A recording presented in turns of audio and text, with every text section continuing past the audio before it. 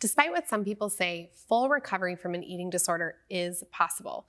Our peer and family mentors here at Equip are living, breathing proof of that. However, up to a third of people who go through eating disorder treatment will experience a relapse. And it's in the first 1 to 2 years following treatment that that risk is highest. One of the best ways that you can prevent relapse is by actually sitting down and making a plan to prepare for it. That way you can head off a relapse before it happens. So I'm here today with Maris, and Maris, I was wondering if we could start with talking about really what is a relapse. What's the difference between what I like to call a blip and a full-blown relapse? One of the key differences that comes to mind is how frequently are these behaviors happening? So are they coming up more frequently than usual?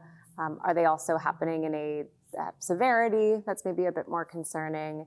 And is this something that feels like we can step in and maybe quickly pivot, or is it something that requires a more intensive intervention?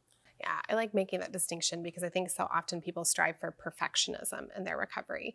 And so it's like as soon as like one thing comes back or one thing goes wrong, it's like, well, that's it. I'm done. Like I'm back in my eating disorder, when really we still have so many opportunities to turn things around.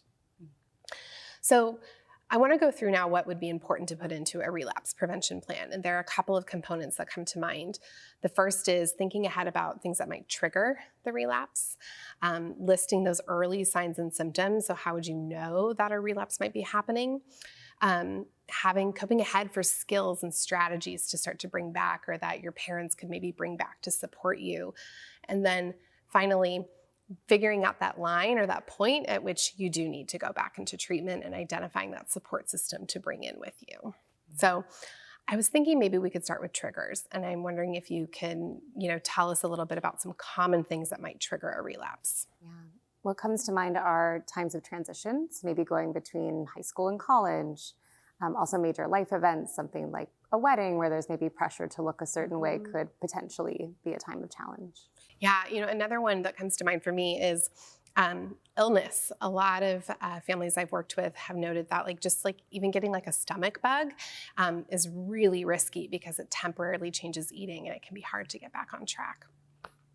So what would then be those early signs or symptoms to be on the lookout for? This will be a little bit different person to person. I know for myself, it could be something as subtle as noticing I'm delaying meals a little bit longer than I usually would, or it could be a bit more cognitive, like I'm noticing these thoughts coming up that I maybe haven't had in a long time. And it doesn't necessarily mean that all the alarm bells need to go off, but it is something to pay attention to. Yeah. I'm really curious, is this something that you did in your recovery? Did you kind of plan ahead for relapse? And what did you do maybe when you noticed some of those signs and symptoms? Yeah. I don't know that we had as comprehensive as a plan as now looking back may have been helpful, but we did have conversations ahead of time between myself and my boyfriend at the time, or my parents, of what we might do or say if something were to happen. And I know when I went away to college, there were just some behaviors that creeped back up, and it was really important to follow through and reach out to those people and let them know what was going on. And I love that you practiced that ahead of time, or you talked about that ahead of time, because I think that doing something like that and putting together this plan, it gives those people in your life the permission to kind of step in and to help you and support you when this starts to happen.